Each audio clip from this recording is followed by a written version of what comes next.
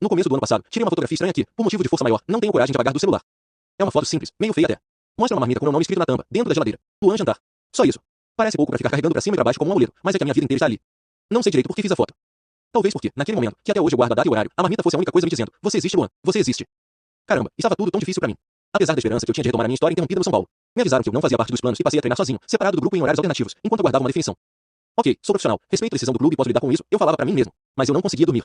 Passava noites em claro achando que nunca mais vestiria a camisa do tricolor, me perguntando o que fazer com aquele aperto no peito, aquela sensação ruim de ter um trabalho importante pra terminar e não conseguir. Um dia, treinei de tarde e fui jantar. Estava tudo quieto e vazio no refeitório do CT da Barra Funda. Um ou dois funcionários lavavam os pratos e as panelas lá dentro, e o barulho dos meus chinelos se arrastando no piso só aumentava a tristeza. Pensei em sair dali e comer fora, mas e se eu me sentisse pior? Decidi ficar. Fui até a geladeira e peguei a marmita. Dentro dela tinha arroz, feijão, frango, salada e os meus 14 anos de São Paulo. Levantei o celular. Fiz rapidinho a foto e salvei. Não postei nem enviei pra ninguém. Era um particular meu. Uma fotografia que me contava uma história de 1000 palavras. A história de um moleque cheio de feridas que, depois de muito tempo invisíveis, resolveram inflamar e doer. Hoje eu olho a foto e enxergo cada vez mais fundo dentro de mim. Vejo o menino acanhado do Morro Doce, zona oeste de São Paulo, chegando para fazer teste em Cotia. Vejo o adolescente que se destacou em todas as categorias da base e foi capitão da seleção brasileira sub-20. Vejo o homem feito, camisa 13, marcando o primeiro gol do nosso título paulista de 2021, aquele que interrompeu um jejum de 9 anos sem troféus, 16 sem conquistar o estadual. E sinto a mesma fome de sempre, que nunca passou. Tinha 11 anos quando me tornei atleta do São Paulo. Antes, jogava na rua e numa escolinha do bairro. Teve um torneio de Dia das Crianças na igreja. O dono da escolinha me viu jogar e me ofereceu uma bolsa integral para treinar com ele. Era Marcelo Fretes, que se tornou um grande amigo e pessoa muito importante na minha família. Foi o Marcelo que conseguiu o teste no São Paulo. Fiquei 2 semanas treinando em Cotia e fui aprovado. Que felicidade, meu parceiro. Eu faria qualquer coisa para prolongar esse sentimento para sempre. Eu amava jogar bola, cê é louco. Mas ter a chance real de fazer disso uma profissão, pô, aí já era patamar de sonho. Moleque de tudo, eu não fazia ideia de quanto era a ajuda de custo que o clube ia me pagar por mês. Mas fui logo fazendo o plano de comprar um carrinho usado para minha mãe o mais rápido possível. Só pensava nisso, porque era duro ver o cansaço no rosto dela, toda noite, quando ela chegava em casa. Na minha infância, a dona Luzia revendia cosméticos e passava o dia todinho circulando em busão lotado para entregar mercadoria de porta em porta para as freguesas. Até já brinquei com o Alexandre Pato uma vez sobre isso. Aí, mano, tua esposa é dona da Jequiti, né? Minha mãe me criou revendendo essa marca, sabia? Ela saía antes das 6 da manhã e só voltava umas 10 da noite, esgotada. Trampo pesado, mas nunca se queixou.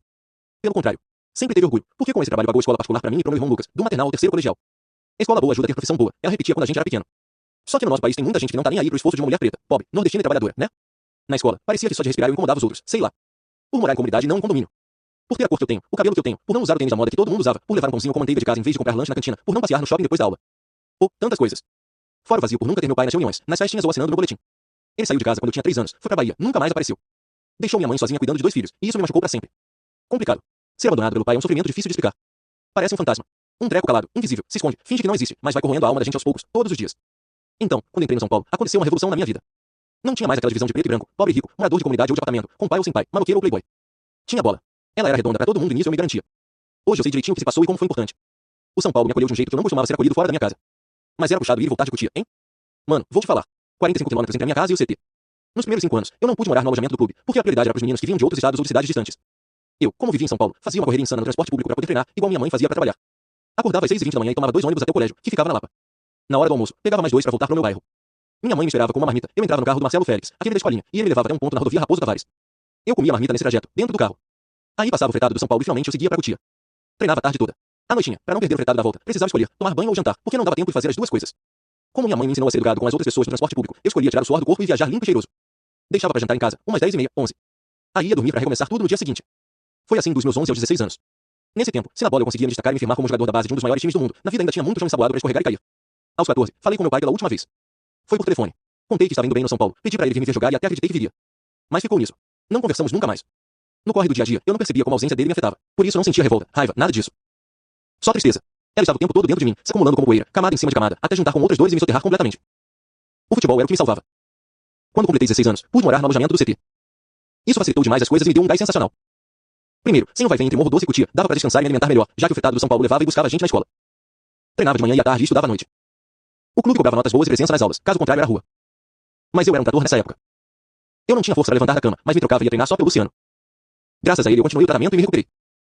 Os caras me chamavam de tanque de Cotia. Vira e mexe, eu treinava nas categorias acima da minha.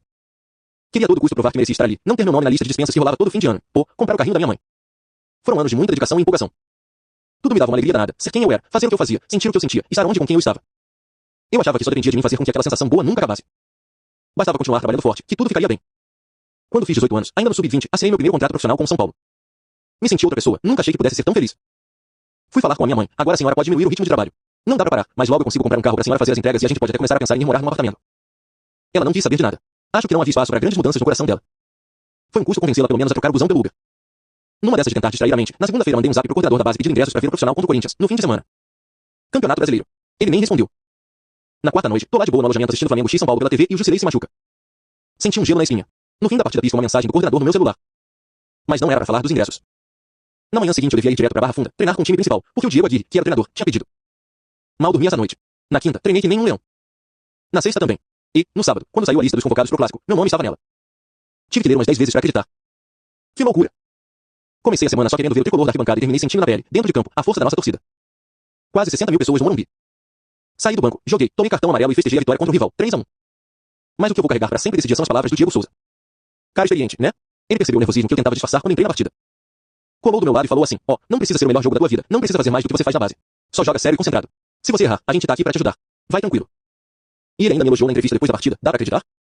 Cara firmeza demais o Diego Souza. Sou muito grato. Aquele gesto dele fez total diferença no começo da minha caminhada como jogador profissional. Atuei bem, entrei de titular no jogo seguinte, contra o Cruzeiro, e não voltei mais pra Cotia. Eu me sentia feliz de ser jogador do São Paulo, de conseguir melhorar a vida da minha mãe e mais feliz ainda de ter o apoio da torcida. Uma das coisas mais legais do tricolor é ser cria de Cotia. O São Paulino valoriza muito a gente. E quanto mais a galera gritava meu nome no Morumbi, mais eu tinha vontade de retribuir. Só que eu sou volante, né? Homem de marcação. A minha retribuição fica meio limitada. Por isso foi surreal, quando a defesa do Palmeiras rebateu uma bola pra fora da área, e ela veio no meu peito. Dia 23 de maio de 2021. Não esqueço jamais. Morumbi, um domingo, 36 do primeiro tempo, segundo jogo da decisão do Paulista, o Crespo, nosso treinador, tinha dito na preleção que, se cada um dos 11 em campo cumprisse bem a sua função, a gente estaria mais perto da vitória. A minha função era uma só: anular o Rafael Veiga, não deixar ele jogar. Mas a bola me procurou. Eu estava livre. O que podia fazer? Amorteci na caixa 2 vezes. Botei no chão e chutei pro gol. No meio do caminho, ela desviou no Felipe Melo e entrou. Mano do céu, que sensação maravilhosa viver aquilo. Não dá pra explicar o que é marcar um gol que abre o placar e o caminho para um título. A gente perde um pouco a noção. Na comemoração, enquanto corria sei lá pra onde, lembrei que na base a gente dizia que não bastava vencer. Tinha que vencer jogando bem. E agora eu estava ali, marcando meu nome na história de um clube que tem 3 Libertadores e 3 Mundiais. Mais pronto do que nunca, para continuar escrevendo outras páginas vitoriosas com o tricolor. Infelizmente, não foi bem assim. Os bons ventos pararam de soprar, e a poeira tomou conta de mim de novo. 3 meses depois, no meu primeiro treino com o Rogério Ceni de técnico, me machuquei sozinho e saí carregado de marca do campo. A lesão era grave, muito mais do que as pessoas imaginavam na época. Incomum, e tinha nome e sobrenome. Avulsão tendínea, do adutor da coxa esquerda. O músculo, em vez de se romper, arrancou um pedaço minúsculo do osso, e ele ficou lá. Tratava e não melhorava. 1 mês, 2 meses, 3 meses, quase 1 ano, e nada. Quando conseguia treinar, meu desempenho era muito abaixo do que todo mundo estava acostumado. Nem eu me reconhecia. Fui ficando envergonhado e com medo, a ponto de pedir uma reunião com o Rogério, para me desculpar. Eu simplesmente não conseguia. Trabalhava no clube, trabalhava em casa e não conseguia mais voltar a ser o Luan de antes. Foi uma queda do penhasco. Um dia, eu estava lá no alto, estreando no profissional, me tornando titular, marcando gol de título, ouvindo sondagens de clubes de fora, pensando em seleção. E no outro, estava com aquele aperto no peito de novo, dormindo mal. Aí veio o desânimo, o abatimento, e nem me dei conta quando me esborrachei lá embaixo. Aos poucos fui me afastando de tudo, ficando mais dentro de casa, tentando achar respostas que não existiam. Por quê? Comigo. Por quê? Agora. Que eu fiz de errado, depois de tanto tempo no futebol, no ambiente, e com a galera que eu mais gostava de estar. Eu não suportava a ideia de só assistir de fora justamente no momento em que eu tinha tanto pra crescer. Nessas horas, é difícil perceber a poeira cobrindo a gente. Acho que acontece aos poucos. No meu caso, fui perdendo a vontade de ir pro CT. Tava quase largando a fisioterapia e, se fizesse isso, o passo seguinte com certeza seria largar de mim. Hoje eu entendo que as dores que me derrubaram não vinham só de um pedacinho de osso alojado no músculo da minha perna. São feridas muito antigas, e elas só param de arder se consigo falar sobre elas. Quem me deu força nesse tempo foi o Luciano, outro grande amigo que o futebol colocou no meu caminho. Ele me ligava todos os dias às 8 horas em ponto. Cadê você, Pete? Ele dizia: os caras lá do clube me chamam assim, por causa do apelido de Pitbull. Já estou aqui no CT te esperando. Você vem, né? Tá chegando. Eu não tinha força pra levantar da cama, mas me trocava e ia só pelo Luciano. Graças a ele eu continuei o tratamento e me recuperei. Fisicamente, pelo menos. Lembra que eu disse que o acolhimento em Cotia seria fundamental pra me ajudar a tomar as maiores decisões da minha carreira? Então, depois de sarar da lesão, eu tive algumas propostas pra deixar o São Paulo, inclusive de um clube rival. Muito se falou nessa época que eu não queria ficar, que eu não estava focado, que eu estava forçando a barra para sair. Pô, nada a ver. Eu nunca pensei em deixar o São Paulo. Nunca me vi em outro lugar. Como não estava jogando, nem tive a chance de explicar isso para a torcida. Mas a verdade é que, por respeito e gratidão, eu só sairia se fosse um desejo do clube. Renovei meu contrato e bem que tentei ficar feliz como antes. Juro que tentei. Mas, sendo muito honesto, não consegui escalar o penhasco de novo. Não me conformava com aquela falta de energia, de ânimo, aquela tristeza, a pena de mim mesmo, um nó na garganta que não passava de jeito nenhum. Se a lesão da coxa estava cicatrizada, por que diabos o peito ainda me doía? Fomos campeões da Copa do Brasil e da Supercopa. Mas pela primeira vez desde os meus 11 anos, eu não era mais protagonista no São Paulo. Perdi espaço no time, prestígio com a torcida, e deixei de ser relacionado pros jogos. Fora dos planos, treinando separado e comendo marmita sozinho no refeitório, acabei emprestado pro Vitória. Tive muito medo de o São Paulo não me querer de volta. Eu já tinha passado mais tempo da minha vida dentro do que fora do clube. Era minha casa. O pior era o sentimento de não ter feito nem a metade do que fizeram por mim. Mas a passagem por Salvador acabou sendo ótima. Lá eu pude ter uma sequência grande jogando de titular, o que me fez sentir como nos velhos tempos. Agradeço muito ao Vitória por isso. No final do empréstimo, retornei mais leve, sacudido da poeira e cheio de expectativa. Era a minha grande chance de retomar o que, na minha cabeça, eu tinha deixado pendurado em algum prego no CT da Barra Funda quando me lesionei. O meu presente como jogador do São Paulo. Eu queria dar ao clube muito mais do que eu já tinha dado. Eu precisava disso pra seguir em frente. Vestir a camisa tricolor de novo. Ouvi 60 mil no Morumbi, empurrando o time. Dar volta olímpica levantando o troféu. Tudo o que eu sonhava desde menino e ficou suspenso quando me machuquei. Mas aí veio a frase mais doída que a gente pode ouvir no futebol. Você não está nos planos. Sim, mais um ano fora dos planos. Mais uma vez treinando separado como na época em que fotografei a marmita na geladeira. Eu desabei de novo. Nesses dias de aflição, eu fiz umas coisas meio desesperadas. Eu não estava nada bem. Ligava pro Carlos Belmonte, diretor de futebol, e pedia para pelo menos fazer a pré-temporada. Esperava uso meu dia nos corredores e implorava uma oportunidade de treinar com o time. Passava muito tempo sozinho, no meu quarto em casa, fazendo lista de jogadores que sofreram lesões graves, mas deram a volta por cima. Zico, Ronaldo, Beckham, Ibrahimovic, Neymar. Eu tinha me recuperado, podia jogar em alto nível, só que o medo de ser emprestado ou vendido e nunca mais voltar pro São Paulo acabava comigo. Teve um dia de semana em que eu estava assistindo a um jogo nosso pelo Paulista na TV e surtei, uma angústia insuportável. Então assim que a partida acabou, comecei a ligar e mandar mensagem pros meus companheiros que tinham acabado de jogar. Não lembro exatamente o que falei ou escrevi, mas deve ter sido algo preocupante, porque os caras foram lá em casa naquela mesma noite. Luciano, Jandrei, Alan Franco e Alisson. E sabe o que eu fiz? Não os recebi. Me tranquei no porão e não saí para falar com eles. Lá de dentro, soluçando de tanto chorar, eu pedi para eles serem campeões. Senti uma vergonha enorme. Não por aquela cena deprimente, mas por não jogar, não desfrutar do dia a dia com meus companheiros. Não poder ajudá-los em campo. E não saber como me livrar daquela impressão de que o mundo inteiro estava contra mim. Foi quando decidi procurar ajuda e comecei a fazer terapia. Sozinho, dificilmente eu sairia do meu porão. Tem sido bom pra mim. Hoje eu entendo que as dores que me derrubaram não vinham só de um pedacinho de osso alojado no músculo da minha perna. São feridas muito antigas. E elas só param de arder se consigo falar sobre elas. Se consigo elaborar, como diz a Rosana Costa, minha psicóloga. Ainda tenho dias difíceis. Não tão difíceis como antes. Mas no geral me sinto bem melhor. Vou fazendo a minha parte. E também contei com uma bênção de Deus.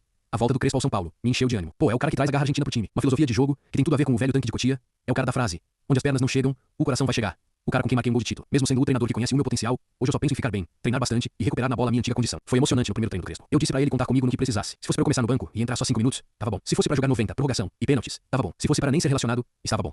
Se fosse para ser substituído, estava bom. Eu só queria ajudar de alguma forma. O Crespo não me prometeu nada. Só me deu um abraço e falou para eu continuar trabalhando. Estou nos planos novamente, pensei, enquanto a gente se abraçava. Depois de tanto tempo vagando sozinho no inverno, eu sentia o sol quente na cara de novo e estava pronto para vestir e honrar a camisa do São Paulo do jeito que achasse melhor. Porque, como diz um salmo, que a minha mãe gosta, e eu postei no Instagram, na minha reestreia contra o Juventude, depois de 660 dias afastado do meu presente, da minha história, o choro pode durar uma noite, mas a alegria vem pela manhã. Mesmo quando cheguei a acreditar que nunca mais jogaria aqui. Todo dia tinha uma mensagem nova de algum torcedor São Paulino na rede social. Contamos com você. Cara, te esperamos. De volta. Fica firme. Vai dar tudo certo. Vocês nem imaginam o quanto esse apoio ajudou a me reerguer. Talvez eu nunca mais seja o jogador de 2021, mas faço o possível para ser um profissional e, principalmente, uma pessoa melhor a cada dia. A cada refeição no CT ao lado dos meus companheiros de time. A cada vez que abro a foto da marmita no meu celular e enxergo toda a minha história. A cada jogo. A cada noite de Libertadores. A cada manhã.